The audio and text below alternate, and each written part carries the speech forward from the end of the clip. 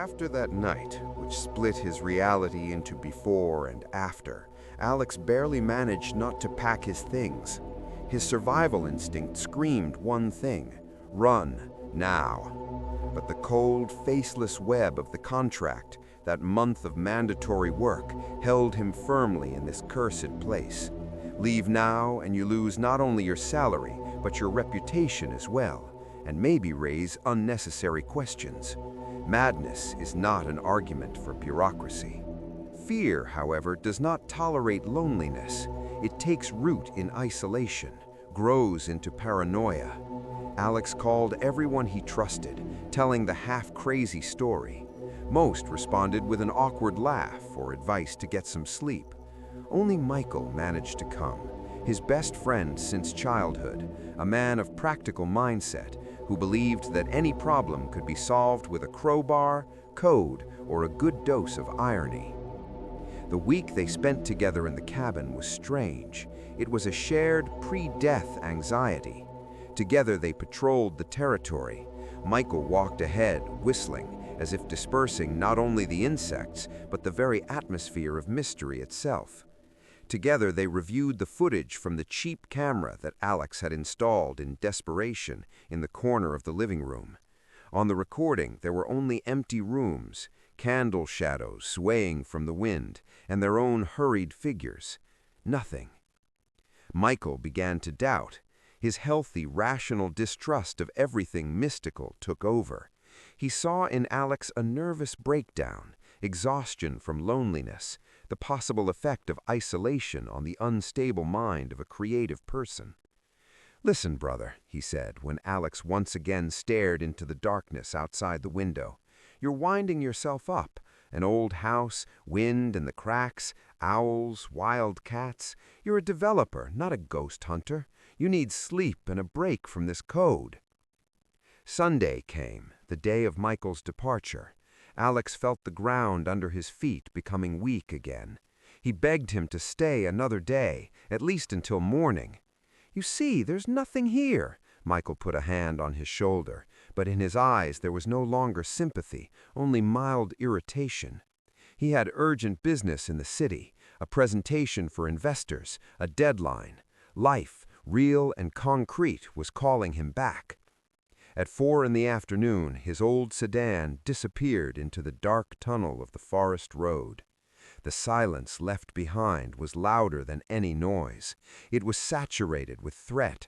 Alex tried to immerse himself in work, but his fingers would not obey. Every creak of wood made him flinch.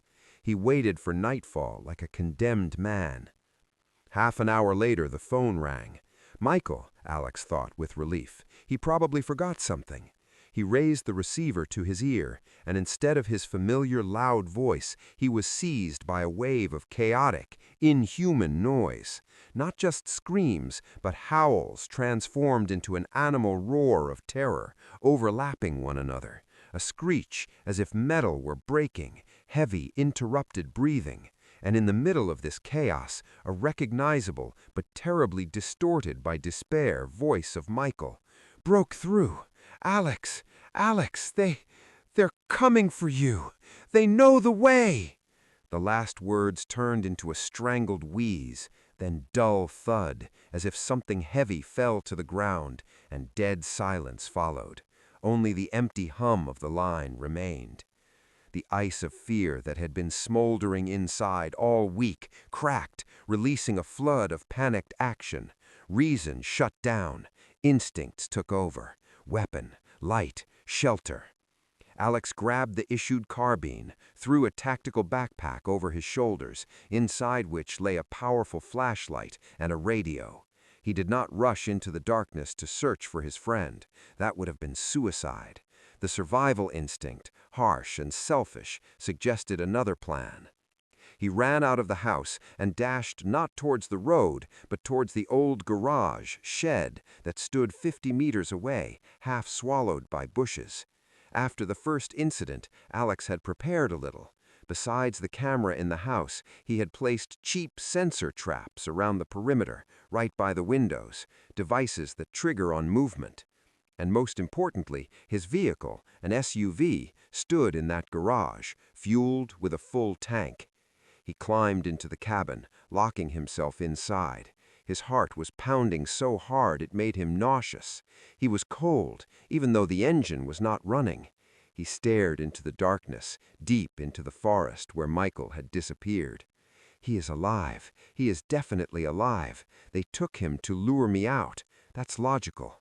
But the screams in the receiver sounded like the screams of someone who was already seeing the inevitable. An hour of waiting in darkness is torture.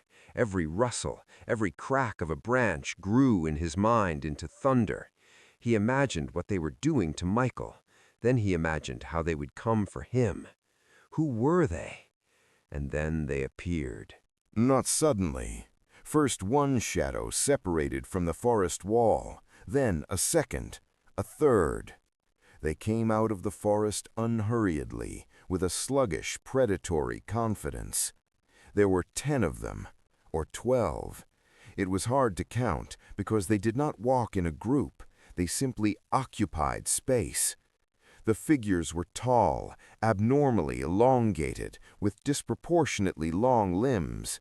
They moved not like humans, but as if imitating their mechanics, with some horrible, smooth clumsiness. Faces were not visible, only dark voids where heads should be. They surrounded the house, clung to it like ants to a corpse. The window, flooded with light, became a stage for the silhouettes of these creatures. Alex held his breath. They would start breaking the doors, start hitting the windows. They would find him through the camera. Then they would start searching here. He should have started the car and floored it while they were there. That was the plan. And then a scream came from the trunk of his SUV. Not just a scream. It was a moan pulled from the very guts, the sound of pure, unmedicated psychological execution. Michael's sound. But how? Alex froze. He had checked the car. He was absolutely sure he was alone. The scream repeated, piercing, frantic. All the figures near the house, as if controlled by a single will, simultaneously turned their faces toward the garage. The movement was mechanical and terrifyingly precise. Panic broke through all barriers. Alex turned the key in the ignition. The engine growled to life, the only familiar thing in this nightmare. He yanked the headlight switch. Powerful beams cut through the darkness. But suddenly, the headlights flooded, flickered once or twice, and went out. Both lamps, simultaneously. They didn't burst, didn't crack. They simply went out, as if they had never existed. Only the dim parking lights illuminated a couple of meters of asphalt. Cold sweat, salty and sticky, poured over him from head to toe. What was this? Why? How? The car's electrical system was perfectly fine. This was impossible. His mind, pushed to the limit, broke. Logic failed. Only the primal impulse remained: fight or flee. But to flee into the darkness, without headlights, when they were somewhere here. He snatched the carbine, shoved the door open, and jumped out of the car. The air was cold and sharp. "Stand still!" he screamed, aiming the weapon into the darkness where they had just been. "Stand still, damn it!"